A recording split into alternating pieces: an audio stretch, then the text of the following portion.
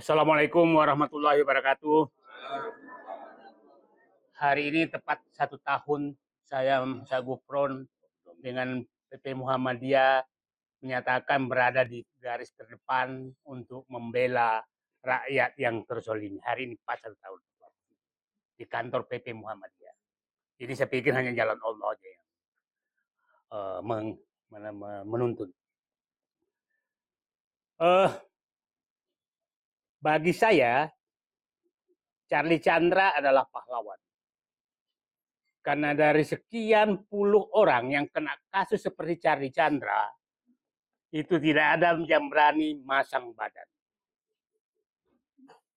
3 hari sebelum Charlie Chandra ditangkap, dia bawa toko besar, etnis Chinese juga, dan orang kaya, jauh lebih kaya dari Charlie Chandra, yang tanahnya sedang digusur, dan kita mau bela. Setelah saya kontak lagi, dia mundur. Dan berkali-kali seperti itu. Banyak sekali. Tetangga saya, etnis Chinese juga. Supaya orang paham bahwa ini bukan masalah etnis. Itu, bayangkan ibunya sudah tua, datang penyidik ke rumahnya, disidik, habis itu beberapa hari kemudian meninggal. Polisi datang dengan etnis tertentu, tahulah, etnis timur.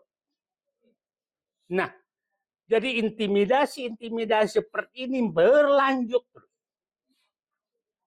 Jadi saya ingin menyatakan penangkapan Charlie Chandra itu adalah proklamasi dari PIK 2 menyatakan aku masih kuat dan kalian nggak bisa lawan saya. Itu proklamasi.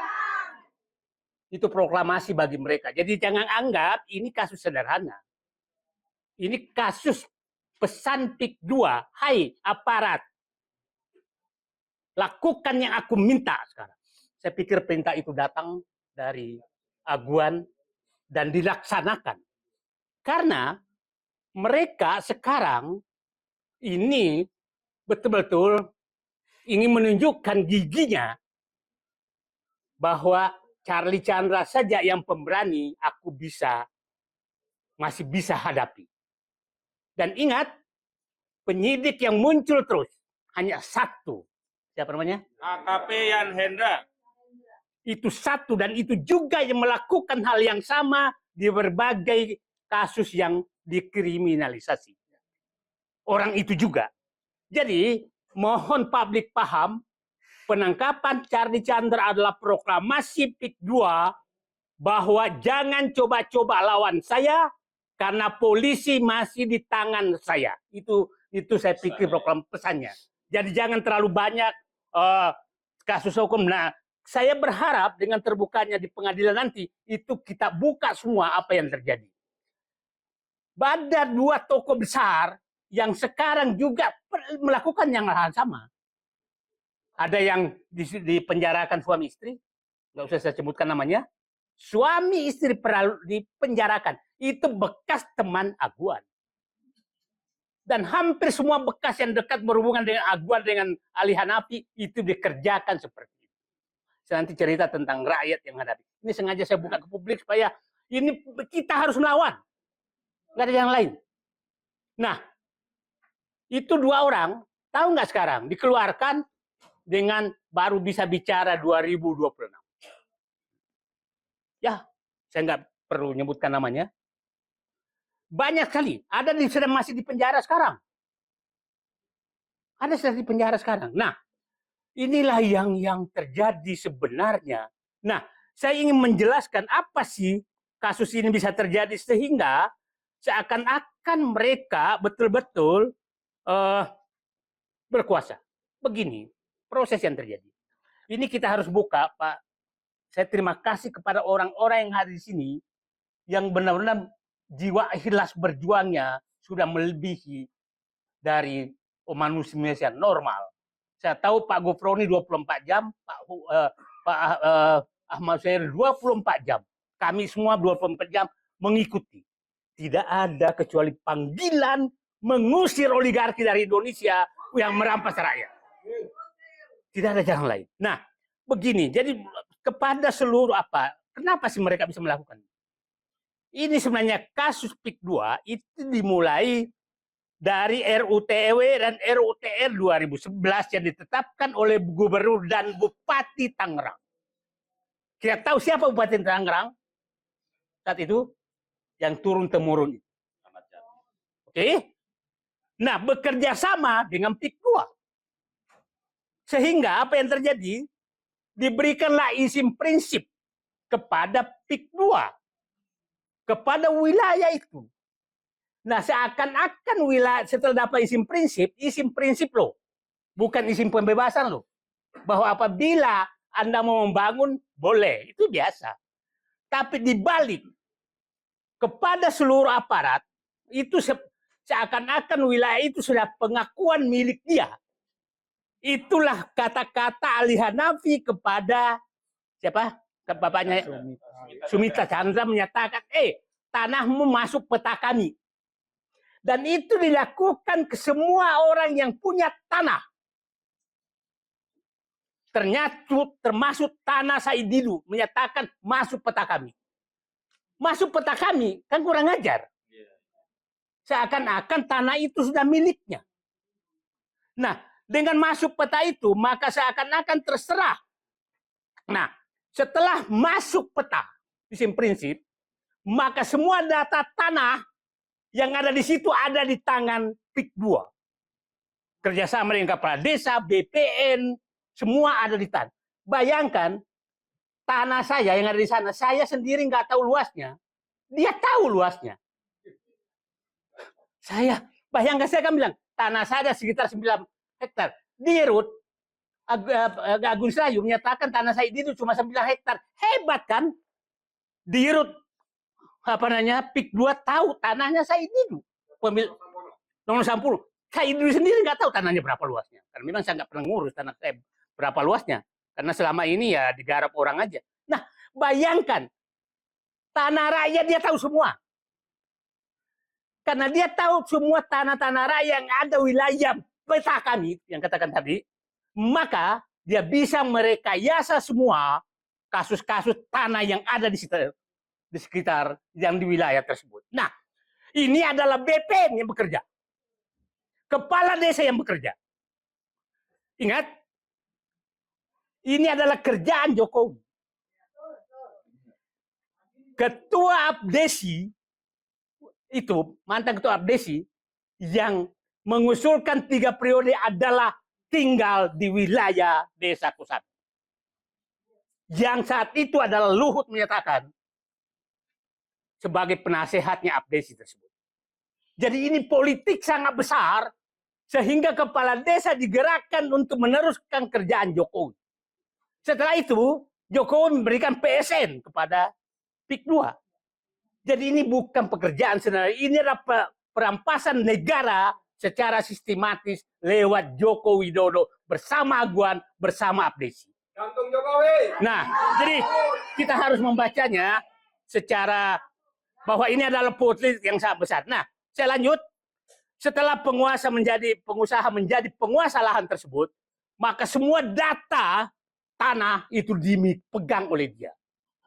Dan ingat, kalau kita sudah punya sertifikat, masa seluruh sejarah tanah itu ada di BPN.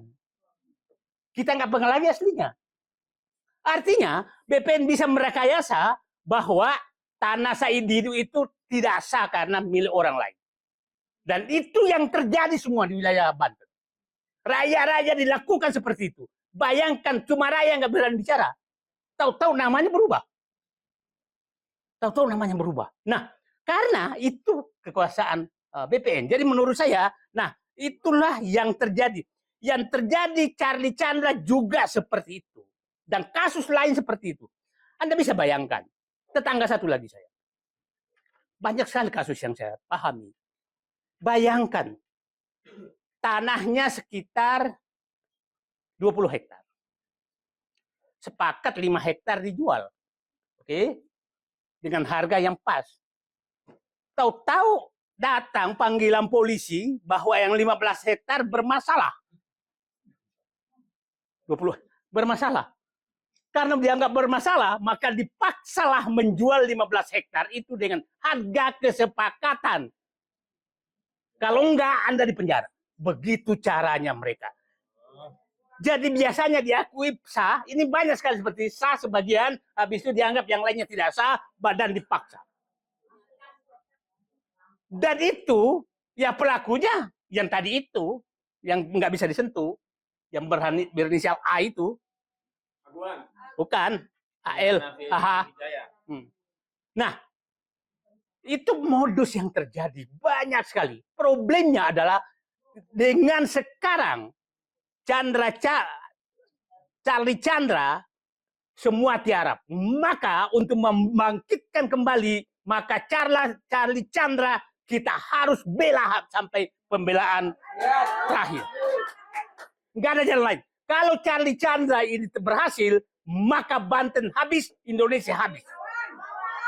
Seluruh modus ini dilakukan di seluruh Indonesia karena pelakunya adalah, mohon maaf, itu adalah aparat desa dan seluruh aparat BPN, aparat hukum, itu melakukan hal yang sama di Morowali, di Makassar, di Surabaya, apalagi di Kalimantan, di Maluku, di Papua, itu terjadi semua.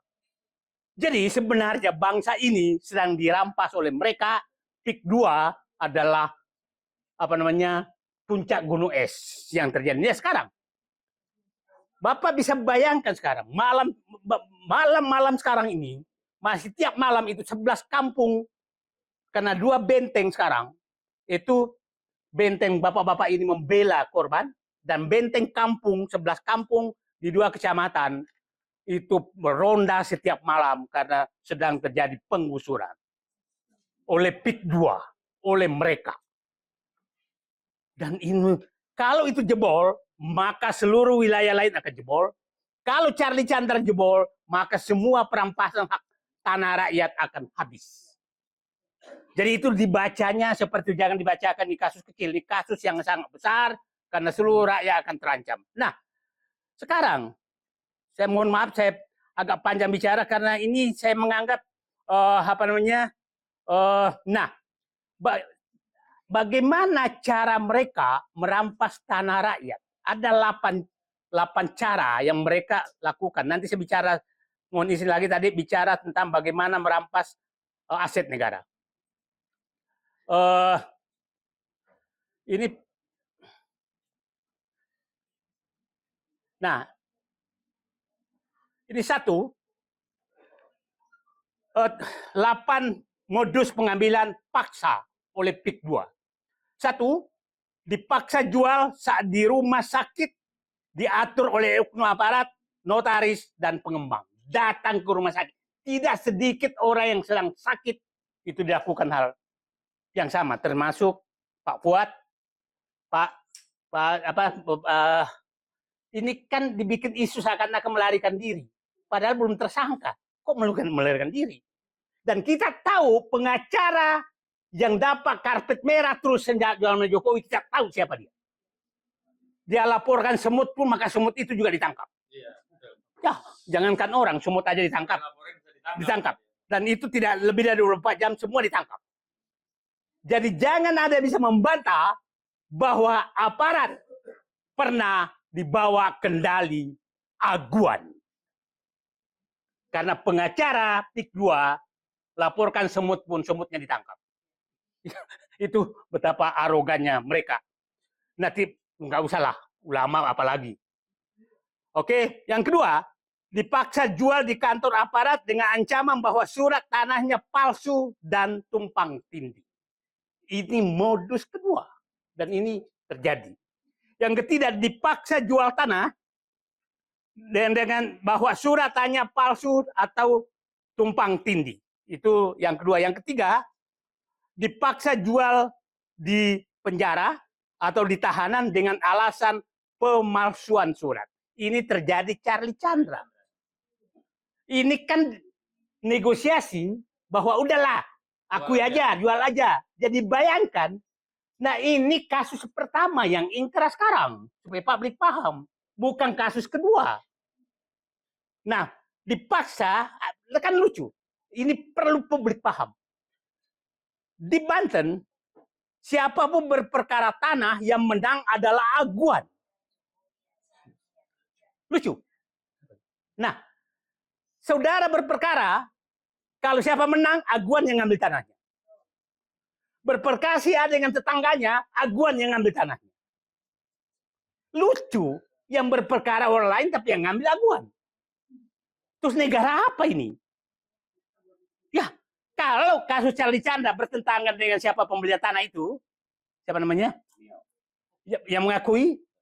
Ya, kalau dia menang yang dia dong dapat. Kenapa aguan yang dapat? Kasus Fuad juga begitu, kasus macam-macam begitu. Jadi semua orang berperkara, Anda berperkara dengan iblis pun di wilayah PIK 2, itu yang menang adalah aguan. Tanahnya diambil aguan. Aparat hukum harus mendengar ini. Bahwa ini tidak masuk akal. Saudara berperkara karena dibelosok aguan, tapi tanahnya kalau siapa yang menang, kalau kalah, maka tanah masuk ke PIK 2. Ini logika mana? Harusnya tanahnya pindah ke saudaranya dong. Bukan pindah ke aguan dong. Nah, ini logika mana gitu. Ini mohon maaf karena saya bukan orang hukum maka berpikir liar aja. Karena memang menghadapi orang liar harus kita berpikir liar juga. Nah, jadi sekarang sebenarnya semua perkara tanah di PIK 2, apapun perkaranya, itu yang menang ke aguan.